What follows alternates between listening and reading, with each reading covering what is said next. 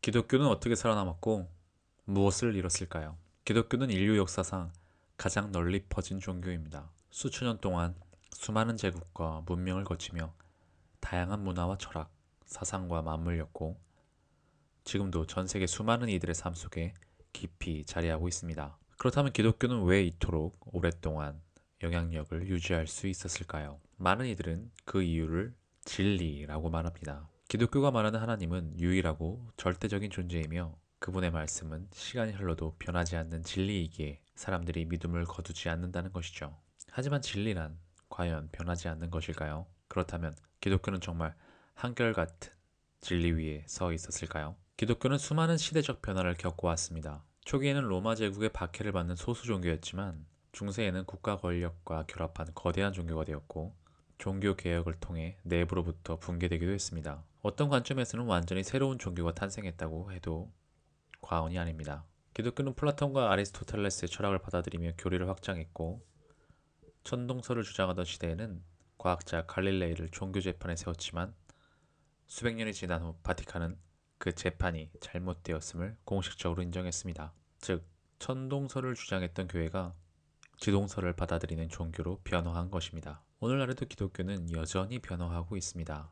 예를 들어 성소수자에 대한 입장은 여전히 교단마다 갈리지만 일부 교단은 이미 동성애자를 받아들이기 시작했고 머지않아 더 많은 교단이 이 흐름을 따르게 될지도 모릅니다. 성경의 해석은 고정되어 있지 않으며 시대의 감수성과 사회적 인식에 따라 언제든 달라질 수 있는 것입니다.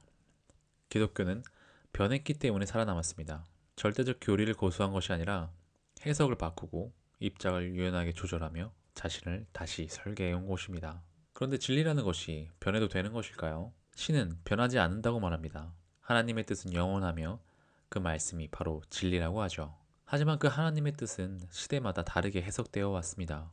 중세에는 우주의 무한성을 주장한 수도사 지오르다노 브루노가 이단으로 몰려 화형을 당했습니다. 그러나 오늘날 교회는 우주가 무한하다는 과학의 설명을 부정하지 않습니다. 어떤 시대에는 이방인은 모두 지옥에 간다고 가르쳤고 지금은 하나님의 사랑은 모든 이에게 열려 있다는 설교가 이어집니다. 성경이 말하는 진리는 동일한데 그 해석은 시대에 따라 달라져 왔습니다. 그렇다면 그들이 믿는 것은 하나님의 뜻일까요? 아니면 인간이 시대마다 새롭게 구성해낸 해석된 진리일까요?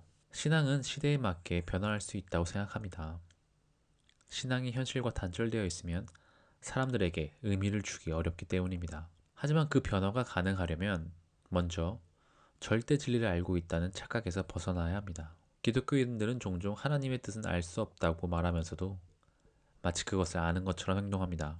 그 결과 해석은 인간의 몫이 되지만 그 해석은 때로 다른 사람을 판단하거나 배제하는 기준이 되어버리기도 합니다. 기독교가 수많은 이들에게 위로와 희망을 주고 있다는 사실은 분명합니다. 그러나 그 믿음이 절대적 진리라는 이름 안에 고착될 때 스스로를 돌아보는 성찰의 능력을 잃게 됩니다. 간단한 검색만 해봐도 기독교가 수많은 변화를 거쳐왔다는 사실을 확인할 수 있습니다. 그 변화는 사람이 만든 것이었고 그 변화 속에서 살아남은 것이 바로 기독교입니다. 믿음을 갖는 것은 때론 아름다운 일입니다. 하지만 그 믿음이 아집으로 바뀔 때 타인을 향한 폭력과 배제로 이어질 수 있습니다. 그래서 저는 이렇게 묻고 싶습니다. 하나님의 뜻은 정말 시대를 초월한 진리일까요? 아니면 인간이 자신의 시대를 살아가기 위해서 만들어낸 해석일 뿐일까요? 기독교는 진리를 말하면서도 변화를 받아들인 종교입니다. 그 유연함 덕분에 지금까지도 살아남을 수 있었던 것입니다. 하지만 그 유연함 속에서 우리는 스스로 되물어야 합니다. 우리가 믿는 것은 신의 말씀입니까? 아니면 시대가 허락한 해석입니까? 감사합니다.